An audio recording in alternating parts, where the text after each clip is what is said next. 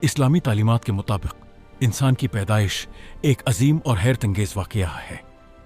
اللہ تعالی نے سب سے پہلا انسان اور نبی آدم علیہ السلام کو مٹی سے پیدا کیا۔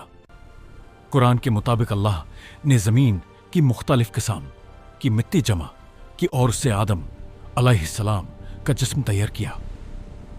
جب وہ جسم مکمل ہو گیا تو اللہ تعالیٰ نے اس میں اپنی طرف سے روح پھونک کی اور آدم علیہ السلام زندہ ہو گئے۔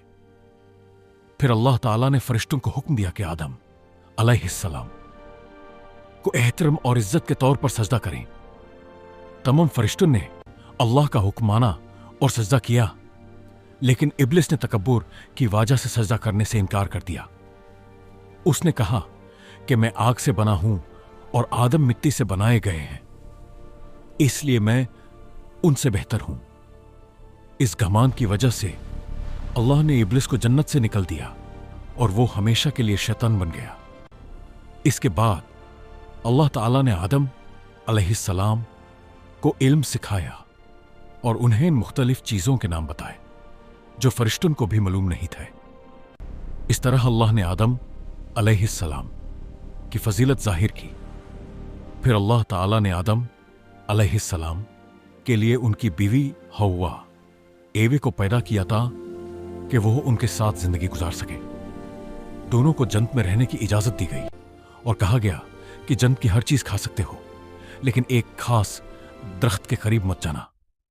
لیکن ابلیس نے بدلہ لینے کے لیے آدم علیہ السلام اور حوا علیہ السلام کو وسوسہ دیا اور انہیں اس درخت کا پھل کھانے پر اکسایا۔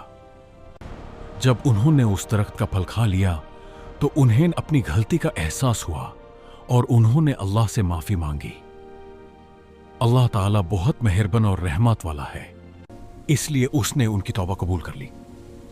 لیکن پھر بھی اللہ نے حکم دیا کہ اب تم زمین پر جاؤ اور وہاں زندگی گزارو۔ اس طرح آدم علیہ السلام اور حوا علیہ السلام کو زمین پر بھیج دیا گیا اور یہی سے انسانی زندگی کا سفر شروع ہوا۔ آدم علیہ السلام کو اللہ نے پہلا نبی بنایا تھا کہ وہ انسانوں کو اللہ کی عبادت، سچائی اور نیک زندگی کا رستہ سکھائیں۔ آج دنیا میں جتنے بھی انسان ہیں سب کی نسل آدم علیہ السلام اور حوا علیہ السلام سے ہی چلی ہے۔